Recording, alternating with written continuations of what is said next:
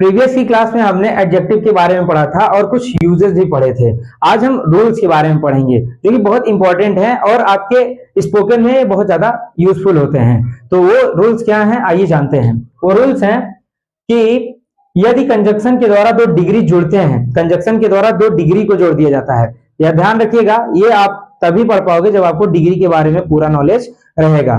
Degree यानी कि डिग्रियां कितनी होती हैं? तीन। पॉजिटिव डिग्री, कंपैरेटिव डिग्री और सुपरलेटिव डिग्री। तीनों की डिग्री की कैरेक्टरिस्टिक्स और तीनों के यूजेस अगर आपको पता है तब जाके आप ये ट्रांसलेशन अच्छे से कर पाओगे। नहीं तो अगर आपको डिग्री नहीं पता है तब आप कहां से उसका सही से नरेशन या उनका सही से ट्रांसलेशन कर पाओगे, है कि नहीं है?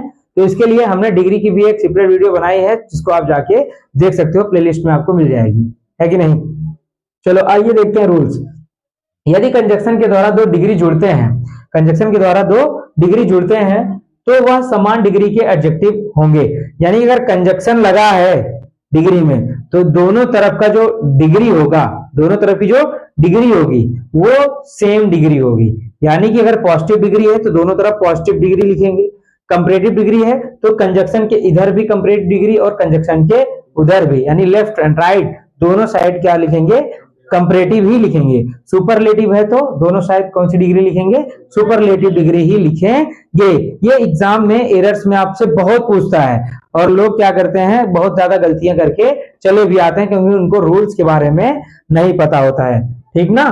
देखो जैसे एग्जांपल है, he is tall and strong, he is tall and strong. यहां पर देखो टॉल पॉजिटिव डिग्री है और स्ट्रॉन्ग भी कौन सी डिग्री है? पॉजिटिव डिग्री है। एग्जाम में कैसे पूछता है? He is tall and stronger, he is tall and stronger, या पूछ लेता he is taller and strong, ऐसा पूछ लेता ना, यानी ये को कंपैरेटिव बना देगा, पॉजिटिव बना देगा। तो क्या ये सही होते हैं? ये बिल्कुल भी सही नहीं होते हैं। जब भी कंजक्शन रहे तो दोनों तरफ कौन सी डिग्री यूज होगी? Same degree. कौन सी डिग्री? अब कहोगे अभी तक पॉजिटिव, कंपैरेटिव और सुपरलेटिव पढ़े हैं, अभी सेम डिग्री कहां से आ गई? सेम डिग्री का मतलब अगर पॉजिटिव है तो उस तरफ भी वही पॉजिटिव डिग्री, कंपैरेटिव है तो उस तरफ भी वही कंपैरेटिव डिग्री, सुपरलेटिव है तो उस तरफ भी वही कौन सी डिग्री यूज होगी? सुपरलेटिव। ज्यादा कठिन ये वेरी हार्ड नहीं है, ठीक ना? बिल्कुल भी इजी है, बिल्कुल भी टफ नहीं है।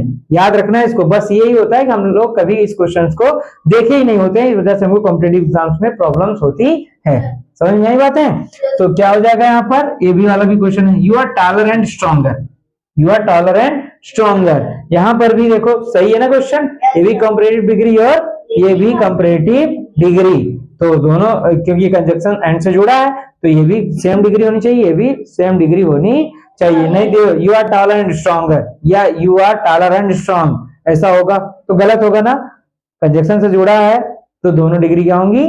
सेम होंगी। दूसरा देखो सुपरलेटिव भी है, he is the wisest and most powerful leader. ठीक, ही इज द वाइजेस्ट ना, और सबसे बुद्धिमान और सबसे शक्तिशाली नेता है। तो दोनों तरफ कौन सी डिग्री यूज हो रही है? Superlative degree. बात समझ में आई? हाँ, तो एक बार और फिर से, यदि कंजक्शन के द्वारा दो डिग्री जुड़ते हैं, यदि कंजक्शन के द्वारा दो डिग्री जुड़ते हैं तो जो डिग्रियां जुड़ती हैं वो कैसी डिग्री होती है? सेम डिग्री, ठीक ना? तो वह समान डिग्री के एडजेक्टिव होंगे। यानी कि जो डिग्रियां होंगी वो कौन सी डिग्री होगी? सेम, समान। समझ में आई बात है? दूसरा रूल है, यदि एक ही व्यक्ति या वस्तु के दो गुणों की तुलना की जाए, कोई एक ही व्यक्ति है और उसके दो गुण के बारे में बताया जाए ना, जैसे कि हम कहें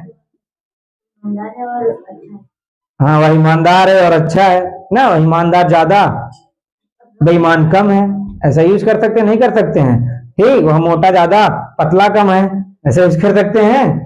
कर सकते हैं नहीं कर सकते? हाँ बहुत सारे एग्जाम्पल्स हैं इसके और कुछ एग्जाम्पल लिखे भी हैं। तो वही चीज है कि यदि एक ही व्यक्ति या वस्तु के दो गुणों की तुलना आपस में हो तो यहाँ वीक एडजेक्टिव यानी कि मोर प्लस पॉजिटिव डिग्री का प्रयोग होगा, मोर प्लस पॉजिटिव डिग्री का प्रयोग होगा। समझ में आया बात?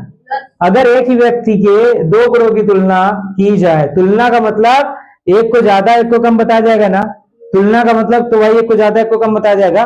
भाई कोई भी चीज है अगर उसमें तुलना करेंगे, यार ये लंबा है वो थोड़ा सा छोटा है, ये पतला है ये थोड़ा सा मोटा है, ये काला है ये बहुत ज्यादा काला है, मतलब थोड़ा बहुत तो उसमें अंतर बताएगा कि नहीं बताएगा, तो वही होता है ना अंतर, ठीक। और कंपैरिजन क्या होता है, तुलना, यानी कि दोनों में अंतर क्या है, दोनों में तुलना करेगा तभी तो बताएगा, ठीक ना। तो वो दोनों चीजों में एक ही कमी होती है। देखो जैसे कि he is more strong than wise, अब कहोगे स्ट्रॉन्ग का तो स्ट्रॉन्गर भी होता है, क्या होता है, स्ट्रॉन्गर भी होता है ना, लेकिन यहां पर स्ट्रॉन्गर का प्रयोग नहीं होगा, इसका प्रयोग होगा वीक एडजेक्टिव, यानी कि मोर प्लस पॉजिटिव डिग्री। भले ही उसमें ईआर लगते हैं, लेकिन ऐसे सेंटेंसेस में ईआर नहीं लगाएंगे। बात समझ में आई, क्या लगाएंगे, मोर लगाएंगे, मोर प्लस पॉजिटिव डिग्री। तो कैसा ट्रांसलेशन बनेगा, he is more strong than wise, वह ताकतवर ज्यादा बुद्धिमान कम है, वह ताकतवर ज्यादा बुद्धिमान कम है। He is more kind than cruel, he is more kind than cruel, वह दयालु ज्यादा निर्दयी कम है, वह दयालु ज्यादा निर्दयी कम है। तो एक ही व्यक्ति के दो गुणों की तुलना की गई ना, जब एक ही व्यक्ति के दो गुणों की तुलना की जाए तब हम वीक एडजेक्टिव यानी कि मोर प्लस पॉजिटिव डिग्री का प्रयोग करते हैं, और वैसे भी मोर लग जाएगा तो उसके बाद पॉजिटिव डिग्री ही लगेगी। समझ में आया, हाँ। तो दो रूल समझ में आए, उसके बाद हम पढ़ते हैं तीसरा रूल, तब तक आप इसको नोट डाउन कर लो। तीसरा यूज है यानी कि तीसरा रूल है जो कि ये है, वो रूल क्या है कि दो वस्तुओं के बीच समानांतर वृद्धि, दो वस्तुओं के बीच समानांतर वृद्धि तथा समानांतर कमी के लिए को दिखाने के लिए दोनों क्रियाओं का प्रयोग कंपैरेटिव डिग्री में होता है, और कंपैरेटिव डिग्री के पहले आर्टिकल द का प्रयोग किया जाता है। समझ में आई बात है। समानांतर वृद्धि, समानांतर वृद्धि का मतलब पैरेलल, पैरेलल का मतलब क्या हुआ कि एक ही जैसे व्यक्ति वस्तु है ना, उनके बीच में जैसे कि दो काम हो और वो समानांतर वृद्धि हो, एक जितना हो उतना ही दूसरा भी हो, तो उसमें उस वृद्धि को क्या क्या कहा जाएगा, समानांतर वृद्धि। समझ में आया। एग्जाम्पल के तौर पर समझते हैं कि जितना तेज चलोगे उतना दूर जाओगे। मान लीजिए इनका ट्रांसलेशन आ गया, तो इनका ट्रांसलेशन कैसे करोगे, कंपैरेटिव डिग्री से, यानी कि जो रूल्स है उसी के अकॉर्डिंग तो करोगे ना। तो इनका आप कैसे ट्रांसलेशन करोगे कि the faster you walk the further you reach, comparative degree का प्रयोग करते हैं। देखो ध्यान से, दो वस्तुओं के बीच समानांतर वृद्धि से समानांतर कमी को, चाहे वो वृद्धि हो चाहे वो कमी हो, बस कैसी हो, समानांतर, क्या हो, समानांतर, चाहे वृद्धि हो चाहे वो कमी हो, ठीक ना, उनको दिखाने के लिए दोनों क्रिया का प्रयोग, दोनों क्रिया का प्रयोग किस डिग्री में होता है, कंपैरेटिव डिग्री में होता है, तथा दोनों कंपैरेटिव डिग्री के पहले आर्टिकल द का प्रयोग होता है, ठीक ना। जैसे कि जितना तेज चलोगे उतना दूर जाओगे, इसका क्या हो गया, the faster you walk the further you reach, जितना तेज चलोगे उतना दूर जाओगे ना। देखो कंपैरेटिव डिग्री के पहले हमने किसका प्रयोग किया, द का, और यही एक ऐसा सेंटेंस भी होता है जिसमें कंपैरेटिव डिग्री के पहले द का प्रयोग होता है, नहीं तो द का प्रयोग केवल किस डिग्री के पहले होता था, सुपरलेटिव डिग्री के पहले। तो अगर आपसे कभी आपसे क्वेश्चन पूछे कि कंपैरेटिव डिग्री के पहले भी द का प्रयोग होता है तो क्या सही है, तो हाँ आप बता सकते हो हाँ सही है। वो कब यूज होता है, जब किसी मतलब की क्रिया की कंपैरेटिव डिग्री यानी कि दो वस्तुओं के बीच में या व्यक्तियों के बीच में समानांतर वृद्धि या समानांतर कमी को दिखाया जाए, तब हम कंपैरेटिव डिग्री के पहले द का प्रयोग करते हैं। समझ में आई बात है। आप भी क्वेश्चन पूछ सकते हो कि अच्छा सुपरलेटिव के अलावा किसी डिग्री में द का प्रयोग कर सकते हैं, अभी तो पूछ सकते हो ना। अगर आगे वाला बताया नहीं तो आप उनको बताओगे इन सारे ट्रांसलेशन में ये रूल ही होता है कि इनमें कंपैरेटिव डिग्री के पहले किसका प्रयोग करते हैं, द का प्रयोग करते हैं। बात समझ में आई।